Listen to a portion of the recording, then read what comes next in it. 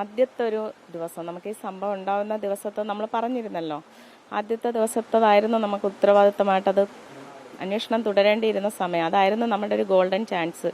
അപ്പോൾ അത് നമുക്ക് നഷ്ടപ്പെട്ടു പോയല്ലോ. പിന്നത്തെ തിരച്ചിൽ നമ്മൾ സംതൃപ്തിയോടുകൂടി തന്നെ ഇരുന്നു. അതായത് വീഴ്ചയില്ലാതെ തിരച്ചിൽ ശക്തമായി തന്നെ തിരച്ചിലും ഉണ്ടായി. നമുക്കത് ഫലം ഉണ്ടായി കിട്ടിയില്ല എന്നുള്ളതാണ് അതിൻ്റെ ഒരു അവസ്ഥ. അപ്പം ഇന്ന് ഗൗതത്തിനെ കാണാതായിട്ട്, ഇന്ന് ഡേറ്റ് 23, കാണാതായിട്ട് മോനെ കാണാതായിട്ട് ഇന്ന് 24-ാമത്തെ ദിവസം.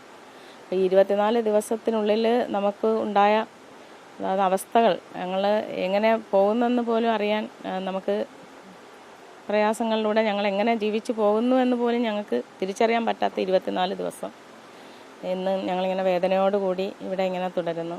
പിന്നെ മറ്റ് കാര്യങ്ങൾ, ഈ മാസം ഈ തിരുവോണ ദിവസം ഞങ്ങളൊരു പട്ടിണി സമരം നമ്മുടെ കളക്ട്രേറ്റിൽ, എൻ്റെ സമുദായം ധീവര സമുദായത്തിൽ നിന്നാണ് ആ ഒരു സമരത്തിനായിട്ട് ഞങ്ങളിങ്ങനെ പ്രഖ്യാപിച്ചുകൊണ്ട് ഇരിക്കുന്നു. അത് തിരുവോണ ദിവസത്തേക്കാണ് ഞങ്ങൾ പറഞ്ഞിരിക്കുന്നത്. അപ്പോൾ ആ ദിവസം ഒരു പട്ടിണി സമരം കളക്ട്രേറ്റിന് മുന്നിലാണ് ഉദ്ദേശിക്കുന്നത്.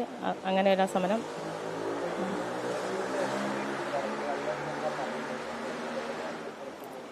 ഇപ്പം നമ്മൾ അന്വേഷിക്കുമ്പം പറയുന്നത് കണ്ടെത്താൻ കഴിയുന്ന ഒരു ഉറപ്പ് തരാൻ അവർക്ക്, അതായത് നമുക്കത് പ്രതീക്ഷ അസ്തമിച്ചു. അതാണ് ആ ഒരു നീക്കത്തിൽ നിന്നും നമുക്ക് മനസ്സിലാവുന്നത്. പിന്നെ ഈയിടയ്ക്കൊരു ബോഡി കിട്ടിയപ്പം നമുക്ക് DNA നോക്കാനെന്ന് പറഞ്ഞിട്ട് എന്നെ ബ്ലഡ് എടുത്തിരുന്നു.